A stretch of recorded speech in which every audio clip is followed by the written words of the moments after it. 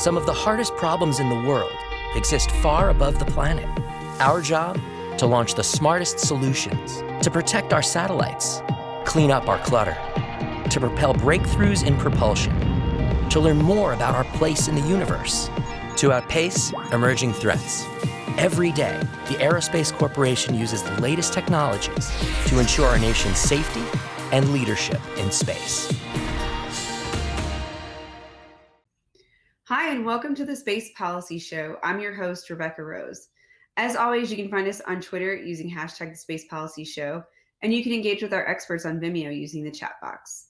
We'd also like it if you would sign up for our latest news and alerts at aerospace.org/policy.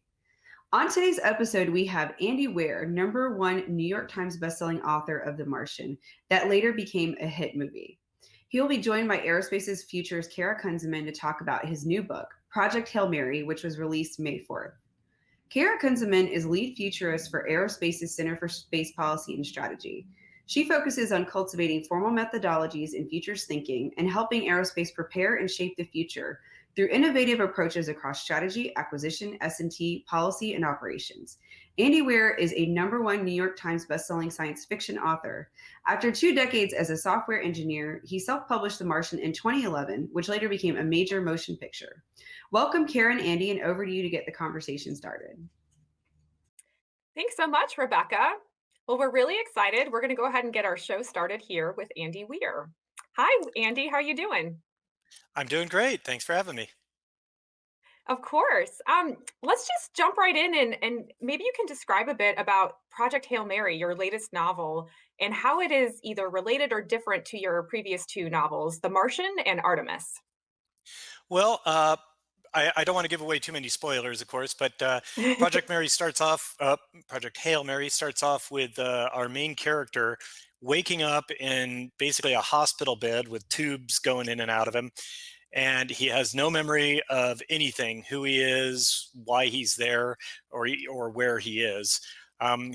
He fairly quickly comes to realize he's on a spaceship, and as his memory starts to come back to him, he realizes that he and he alone is responsible for solving a problem that, if it's not solved, everyone on Earth is going to die. So no pressure there. Yeah, no pressure. It is another kind of isolated scientist story, like similar in a lot of ways to The Martian. I'm sure people will draw the comparisons there, but in this case, he's not trying to save himself; he's trying to save everyone else, and also he's not working completely isolated or alone either. So, but yeah, people are going to draw the comparisons. Yeah, no, it sounds like a great just kind of follow on to your other works. And I did get to sneak peek of it. So I too will not provide any spoilers here. I guess maybe I'll just highlight one item. I really thought you pulled on a lot of the attributes of what it means to be human. And you've done this as Oh, well in your thanks. previous works. Ingenuity, tenacity, devotion to friendship, whether those friendships are with other human beings, with inanimate objects, or maybe even with aliens. Where did you pull that from? Is that an inspiration in your real life, or is it something you're thinking about in present day? It kind of came naturally out of the story, but yeah, I mean, you could say that The Martian, for instance, is a story of survival. Artemis is a crime novel, and I would say that Project Hail Mary is really at its core a story of friendship, a strong Hmm. bond of friendship. And also, you're not alone with the character all the time. There are flashbacks that show the things that were happening on Earth that led up to this mission. Um, and yeah, I guess I really like. I'm a bit of a Pollyanna. I like the positive traits of humanity. I think we're a pretty awesome species when you get down to it. And I think friendship and kind of loyalty to one another is one of our greatest traits. It's it's just, I think it's what makes us who we are. That desire to cooperate and coordinate, and not just that, but to also say, okay, that one human over there, that one, even though I have no genetic reason, it's not my offspring, it's not my mate, but that one human there, that one is really important to me, and I'll do a lot, even risking my own well-being to help that person. And I think that's a Yeah, oh that's a my really goodness. amazing thing that humans have. It's not a direct evolutionary reason either. It's not like mating or children or propagating your DNA. I think it's really cool. Yeah, well, I mean, I love that, and there's so many analogies, right? You hear from astronauts that go up into space, when they look back on Earth, they feel simultaneously overwhelmed with how insignificant each of us are, but also just how very special. So yeah, I really appreciate that perspective, and kudos to you for being able to so vividly write that. Oh, thank you so We're gonna much. wind back a bit. Obviously we're all space nerds here at Aerospace, but we're curious, how did you first catch that space bug? I can't remember a time when I didn't have the space bug. I think a large part of it is, my father is a nerd, and so I was raised with that sort of nerdiness. My mother was an electrical engineer. She's alive. She's fine. She's just not an electrical engineer anymore. Um, Mhm. but for her, it was a paycheck. It was. She did that for her job. It was never her passion, but for dad, science and especially space and stuff is a real passion. So I kind of grew up with it, and I grew up reading, science fiction novels, my dad's collection. So Heinlein, Asimov, Clarke, and so I guess I just grew up immersed in that world and had no choice but to become a space dork. Yeah, no, and I actually was going to ask you a bit about, yeah, your perspectives on who you've read in science fiction. You seem to be a bit more Arthur C. Clarke rather than Star Trek. And so we just kind of, is that where your comfort is? Is that just where you like to write? We were curious about that. Well, first off, I love Star Trek as well, and Star Wars, and Doctor Who is actually my favorite science fiction property. I think just behind me here, you can see there's a TARDIS. Oh, you sure But can. um, but yeah, so what I enjoy and what I write what I enjoy is a vast superset of what I write. Um, I'm Oh. a hard sci-fi guy. I write, realistic science, kind of science fiction. That's my particular approach to writing, and I really enjoy writing things that way, and that's kind of where my skill set lies. But I'm perfectly happy with a good space opera, or you know I mean, Star Wars is basically a fantasy with a veneer of sci-fi on it. I mean, you've got wizards and you've swords fights. I mean, it's a fantasy, and that's okay. It's fantastic, and I love it. um, so yeah, uh, but yes, in terms of my writing style, I'm much closer to Clark and Asimov and maybe even Heinlein than I am to the more fantastical stuff. Uh, and I'm sure a large part of that is because that's who I grew up reading.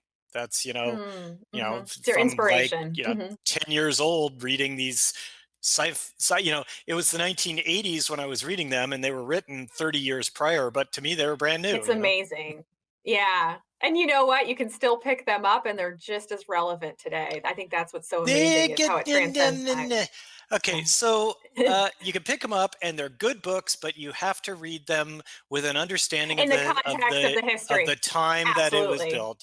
So it's like, Yes. wow, here we are in space. Anyway, time for the women to go do the dishes. It's like, okay, Yes. you Yes. gotta you, you gotta grade on a curve, right? I mean, I remember one of Heinlein's novels is called Podcane Fries, and it's about a teenage girl, and her goal when she grows up. This takes place in the future when travel to and from Mars is routine. It's like Mhm. there's colonized Mars, the moon, everything like that. And Podkane, who is the main character, her goal is to become the first female spaceship captain.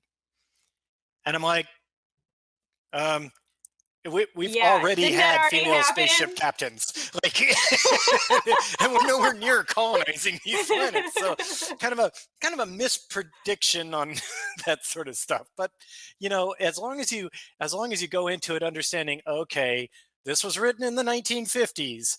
Yeah. Just kind of bear that in mind and then enjoy. Well, and it's also it's so interesting, you know, like I'll go back and I'll watch like, you know, Back to the Future and see what we got right, what we got wrong, you know, hoverboards versus, you know, a kitchen that, you know, cooks for itself. But it's really interesting just to see what people were thinking about in the past. And then, you know, I'm sure we'll be all flavors of wrong in the future, but it's the journey and the thought process that gets us there. Okay. So NASA's already hard at work, making a lot of my stuff in The Martian incorrect. So, like, for instance, in The Martian, Mark Watney has to do all this stuff to make water for his crops. He has to do these chemical reactions with his leftover hydrazine fuel and stuff. At the time I wrote it, it was believed that Mars was just sort of an arid wasteland. And then after I Mm. wrote it, the Curiosity landed, took a sample of Martian soil and went like, "Oh, hey, there's a crap load of water in here." And it turns out for every cubic meter of Martian regolith, the soil, the dirt, there's about 35 liters of water ice in it. So Mark just needed to Wow. go Yeah. outside and collect dirt and like heat it up. So, it's fun stuff like that. But it also goes to show how rapidly we're learning new things about Mars Yeah. that, you think a lot of people don't really understand how much information we are still getting about, Mars and the moon and stuff like that, and how much we still don't know. It's people think, oh yeah, they know Yeah. all about Mars. It's they've got pictures and they've had probes and stuff. No, we're just scratching the surface. Yeah, oh, that's fascinating and probably frustrating as a writer too. You know, you No, just not publish and then, you really. know. Not really. I mean, nobody's gonna nobody's gonna be like, "Oh, Andy's so stupid. He didn't account for the fact that there are perchlorates in the soil that would have slightly affected the growth rate of those potatoes." It's like people, understand that it's speculative fiction. There was speculation involved. They'll forgive me. So I'm curious actually, how do you start the writing process, you know, thinking about character or plot lines or a cool technology? Are you meeting with certain thought leaders to try to inspire you? You know, and how much technical research kind of goes into those kind of aspects as well? Well, generally it's daydreams is where I start with the idea, and usually I start with the Mm, technology. So in the case of The Martian, the story came about because I was thinking of like how could we do a humans to Mars mission? How could we put humans on Mars and mm, return them safely to the Earth, right? And so going through all the things that could go wrong and how to make the fail safes for those and stuff like that made me start to realize, hey, a Mars mission gone wrong could be a really interesting story. For Artemis, I was mm, thinking of like, okay, what is the first city that humanity has? Sorry, what is what will the first human city that is not on Earth be like? Where will it be? Why will it exist at all? mm, And what's it going to be like there? And I thought up the city of Artemis and kind of the whole economics of it, and only later came up with a story to take place within it. And then for mm. Project Hail Mary, I was actually thinking about just what cool stuff could we do with an extremely efficient high density spacecraft fuel, which Mm. seems like a sort of a random thing to think about, but believe me, um, the it's called the tyranny of the rocket equation that astrodynamicists constantly have to deal with, which is basically the faster you want to go, the further you want to go, the more fuel you need to bring. But the more fuel you bring, the heavier you are. Oh, So the more fuel it yeah. takes to get you going in the first place. And it just ends up being this exponential function. So the most theoretically, the best possible specific impulse, as it's called, is turning mass energy into light. And so I was thinking, okay, Mm. but what if we had something that could do that? What kind of cool stuff could we do? And that was kind of the beginning of Project Hail Mary. Mm. Oh, that's fascinating. Um, you gave some great tips already, but you know, we're thinking also for those that might be interested in getting into sci-fi writing or that are budding writers. Do you have Mhm. any just tips and wisdom and advice for them? Absolutely, and I get asked this question a lot, so I've had a lot of time to think about the answer. I have three pieces of advice. Number one, in order to be a writer, you have to write. And that seems obvious and self-explanatory, but let me tell you what I mean. It's easy to go way down the rabbit hole doing research forever. And it's a lot of fun to sit down and do all this world building and say, oh, this is how this happened, and this is how this has happened. And you work out the 10,000 year history of their kingdom and all that stuff like that. And going into detail, oh, this is why the king's guard has this particular type of buttons on their lapels and stuff like that. And that's all really fun to do. And then also it's easy to go like, ooh, this one scene will be awesome. It'll go like this and this and this. And then this scene over here will be awesome. And then here's the overall plot structure. I can see it all coming together. Yeah, you're not writing, you're daydreaming. Okay, when you're doing that, Mm. it's important that you do that. It's critical to the writing process. But until you start putting words into a word processor or on paper, if you prefer, you're not writing. And the moment you start actually doing that, that's when you find all the problems in your story. Because when you're Mhm. envisioning it in your Mhm. head, it's perfect. It's just the most awesome, epic thing ever. But when you start writing it, you start chapter one and you're like, oh crap. None of this stuff is going to make sense unless the reader understands the 10,000 year history of this kingdom I made up. And I don't want to start by explaining all that. How do I do this? And I gotta write a whole another that's book. well, Right? the point is that's when you start to realize the problems. It's never as Yeah, awesome when you actually start writing it as it was in your I know. mind. And that disconnect can happen, and it's unpleasant, but you have to do it, and you have to start writing. So that's advice number one: is in order to write, you have to Yeah. write. Here's a little tidbit number two, and this one's very difficult: is resist the urge to tell your story to your friends and family. You need to Mm. keep it to yourself and just write it. And now this can be particularly hard too, because you might tell them like, oh, I've got this idea for a story. It'll be kind of like this, and this. And that's fine. But don't go into like the super details. And it can be particularly hard if you've got a good story idea. The people you're talking to might be like, ooh, oh, that's awesome. Then what happens? And it's really hard to Mm. resist that, but you have to resist it because most authors, not all of them, but most of them, and certainly me, are driven by a desire to have an audience. We want to have people experience the story that we Yeah. created. We want to know that that's happening. Very few authors are content to write something and then never show it to anyone, right? So the problem is when you tell your story to people verbally, it satisfies that need. It's like, okay, I have now shared this story. Someone else has experienced it, and it saps your desire to actually write it down. Yeah. So, what you need to do is make yourself a rule. Say, the only way anyone ever experiences my story is to read it. And you say, like, if you have friends and family or whatever that are really interested in it, genuinely interested, not just being courteous, um, then you can give them like a chapter at a time. You don't need to finish the entire book to get that sweet Mhm. validation that you crave. You can say, here's chapter one, tell me what you think. And they might go like, "Ooh, that was awesome," or they might be like, "Wow, this sucks." But I mean, you get the feedback and the knowledge that you have an audience without having to commit to the entire um, writing All in process. one go. Yeah. And Oh, then my that's so third fascinating. Oh, thanks. And then my third bit of advice is, since the advent of the Gutenberg press, there has never been a better time than right now to self publish. Um, Mm. it has been for literally centuries. There's always been an old boy network between you and the reader. You can't appeal directly to the reader. You need to convince a publisher that it's worthwhile. Mhm. They have to sink a bunch of money into it to make the books, so they have to be very picky on what they do. And sometimes they have to make safe decisions rather than like take chances on really creative stuff. And so that's the way it's been for literally centuries up until 10 20 years ago. Now there's no longer anything between you and the reader.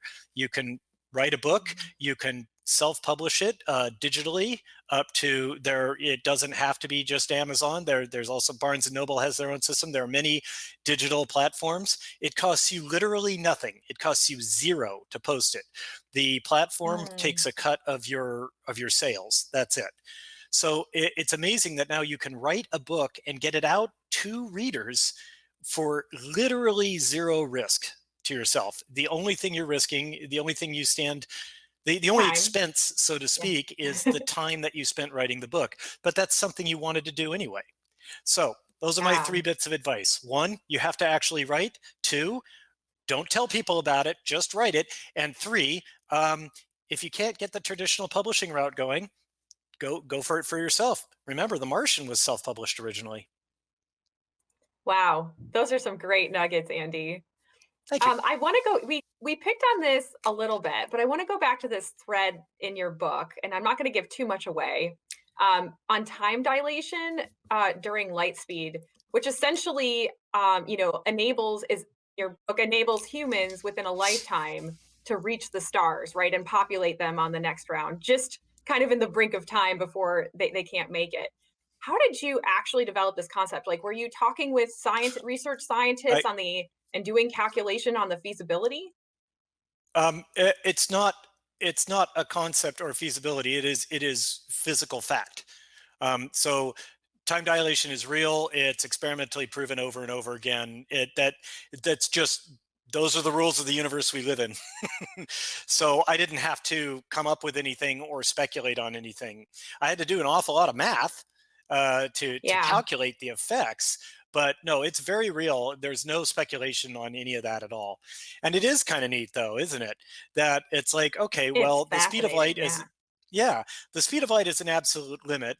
And that star is like 500 light years away. Well, and we can only go this, close to the speed of light. Well, then it would take 500 years. I'll be dead long before. It's like, not Mm, so. As you go faster, you time yeah. dilate. And so you can get there in your lifetime. And it's kind of neat. It's like, um, it's like God said, like, well, I don't want to make this too tough on him. Yes. Did the Something universe like plan that. this, right? Is this all Yeah. planned? That is such a interesting, yeah, interesting thread. There's an Well, interesting thing where are there it takes an enormous amount of energy to get to those levels of acceleration and stuff. But if you are willing yes. to accept, let's say, that you have all the energy you need and all the ability to do this. If you're willing to say, I'm in a spaceship and I can travel, I can go, I can accelerate at 1 g, like Earth's gravity. I can have that acceleration constantly in any direction I go. It turns out you can get literally anywhere in the observable universe, like literally anywhere in the entire Wow. universe within 28 years of your time. Wow. So there's nothing, literally nothing that's out of reach. Of course, the amount of energy required to do that would be like you'd be like eating entire stars. But let's not focus on You heard it here. If you have 28 years, you can make it.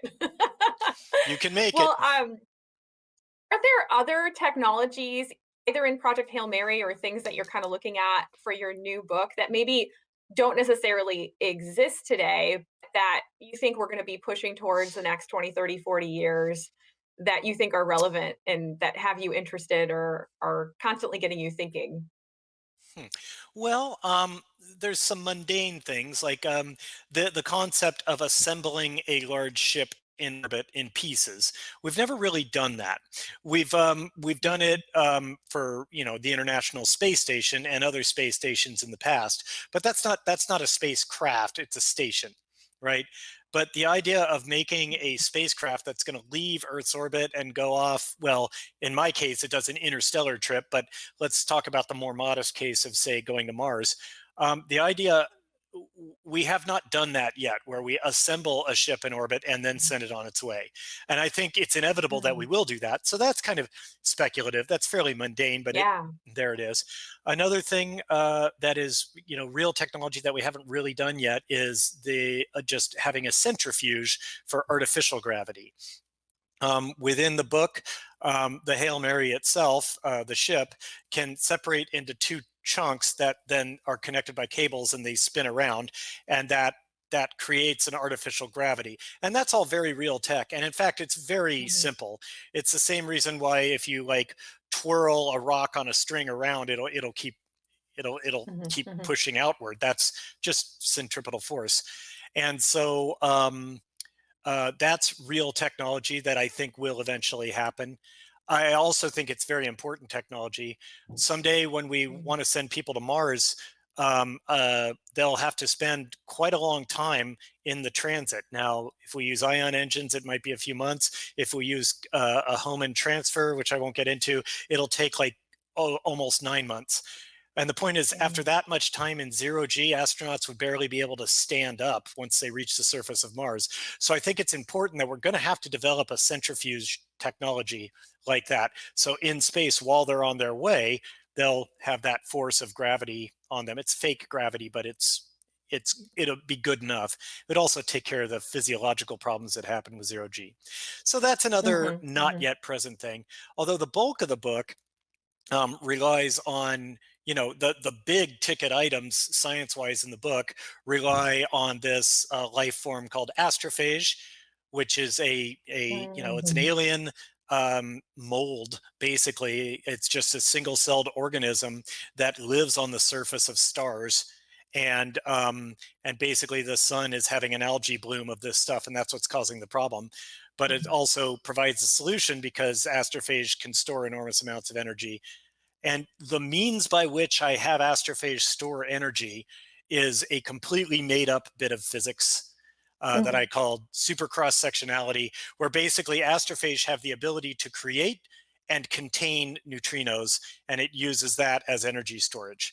And containing neutrinos is impossible, pretty much. I mean, like a neutrino can pass through the entire planet Earth without hitting a single atom, like just so that's the hand wavy magic part. But you have to be a particle physicist to even know that that's BS. So I feel like most readers will just be able to enjoy it without getting caught up on that. Yeah, unless they watch this podcast. Yeah, unless they watch this podcast. Well, I'm very Yeah. honest about these things. Like, people always ask me, hey, where did you deviate from real science? And I'm like, well, let me tell you where I cheated. You know what? Sandstorms Yeah, on Mars, not strong enough to knock over a spaceship.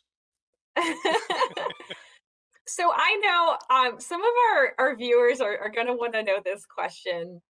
Obviously, The Martian, your book was made into a movie, starring Matt Damon.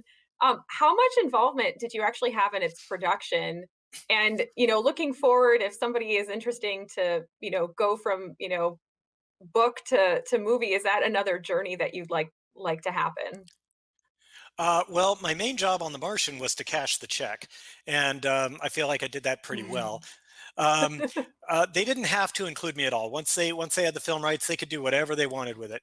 But what was cool was they chose to involve me. So Drew Goddard, who Mm. wrote the screenplay, did a fantastic job. He was frequently on the phone with me, asking me technical questions, some creative questions, and it's not like it was a collaboration. I mean, he did all the work, but he would talk to me a lot.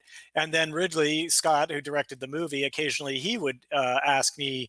He mostly used me as like a technical advisor. He doesn't, Ridley Scott doesn't need my creative advice. But it was really cool to be kind of part of it in that indirect way. But certainly, I had no official role. They could have, if they'd wanted to, they could have just not spoken to me at all. Yeah. Well, that's a big And leap as an author, isn't it? When you give up the rights like that. Were you nervous, or I was it wasn't that more just worried like my about it. story's going to be told? Yeah. Yeah, I mean, I was like, well, I hope the movie's good, and it turned out it was great. But in the end, it's like, my livelihood comes from book sales, and even if the movie had been bad, just the existence of the movie would have, made the book sales skyrocket. And even if the movie is bad, if everybody goes like, oh, the movie was bad, the book's way better, that's good advertising for me too, right? So, There was no and I downside. well, yeah. I mean, for a lot of authors, their works are like their babies. They're like, oh, my precious work. For me, it's like, okay, I wrote this and I want people to enjoy it, but the thing that I wrote is fine. It's like, even if the Yeah. movie changed everything, it's like, well, if you go check the book has not changed. It's still the thing I made is still the thing I Yeah. made. And so, Yeah. yeah. Oh, that's a And of great course, I love perspective. the fact that they made it into a movie. I mean, ignoring the obvious like financial aspects is just amazing to see all you know, these random scribblings that I had like brought to life by these like, top Yeah. tier, like, A-list celebrities and stuff. It was amazing. It must have been really surreal being in the movie theater watching it. It What was was. going through your mind?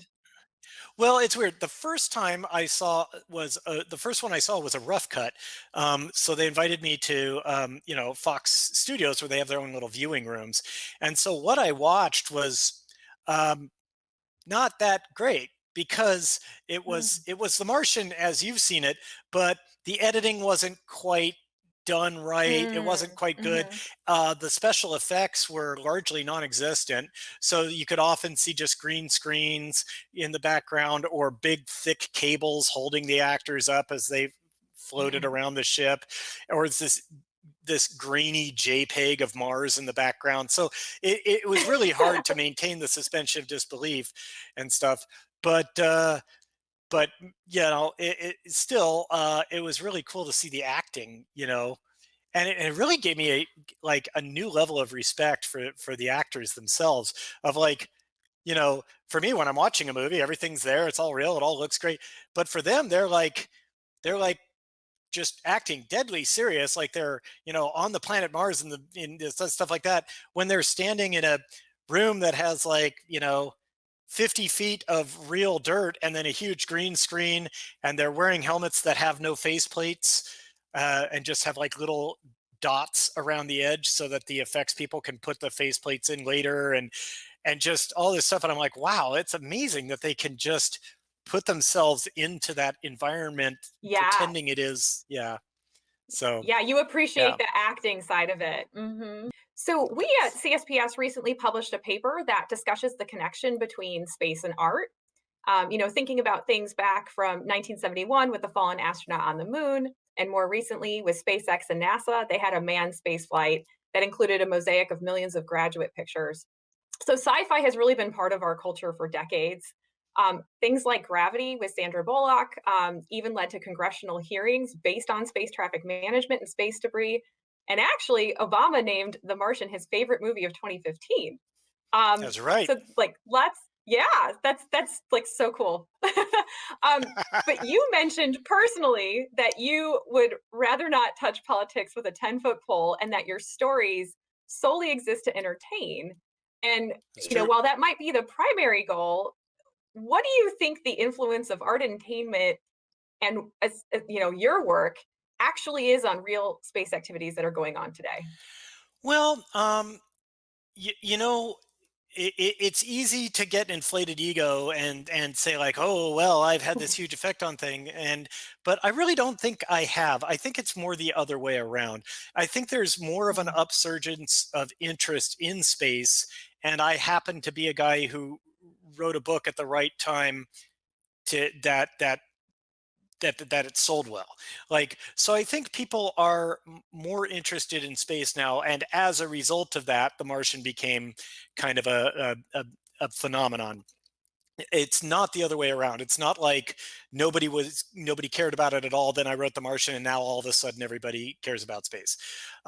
Remember, like in the run up to The Martian, we had like a bunch of cool space stuff happening, mm, like SpaceX is especially back in like 2015, was like brand new, top of the news every time they were like going to be the first, truly private commercial space venture. And then also Curiosity landed on Mars, and just like a lot of really interesting stuff was going on in the space world. So yeah, I don't think I'm not so arrogant as to think entertainment drives science. I really think it's kind of the other way around. The scientists do something awesome, people take notice, and then they're more interested in entertainment in that bailiwick. yeah, no, that makes a lot of sense. Okay, Andy, are you ready? We're going to end and wrap up our interview with three quick fire lightning round questions. All right, lightning round. Okay, I'm ready. here we go. Okay, lightning round one. When do you think humans will be living on the moon? 20, 30, or 40 years? At least 40 years, probably more. G- Genetically Do you want? modified humans fitted for space? Yes or no? Uh, hmm. I'm going to say no. I'm going to say it's a lot easier to make an environment that supports existing humans than it is to modify humans. Okay, and final one. Congratulations, you just won a free suborbital space tourism flight. Do you keep it or do you give it to a friend? Give it to a friend. I am an earthbound misfit. I write about brave people. I'm not one of them. You don't want to eat potatoes for 4 months on end. I get that. I don't mind eating potatoes for 4 months. I just don't want to go into space. I'm Wow. going to spend my whole life here on this planet. Well, with that, we just wanted to say thank you so much, Andy. A big thank you for coming on our show and having a lot of great conversation around these topics. I've really enjoyed our discussion. And then, of course, Well, for our thanks so much for listeners, having me. of course, and for our listeners, please make sure to check out his new release, Project Hail Mary. And with that, Rebecca, we're going to hand it back over to you. A big thanks to Kara and Andy for that great discussion. And thank you to our production team, Colleen Stover, James Liggins, and Jordan Bingham. As always, check us out on Twitter using hashtag The Space Policy Show and sign up for our latest news at aerospace.org/policy. You can re-listen to this episode at your convenience from your favorite podcast platform. We look forward to having you tune into our next episode. And until then, take care.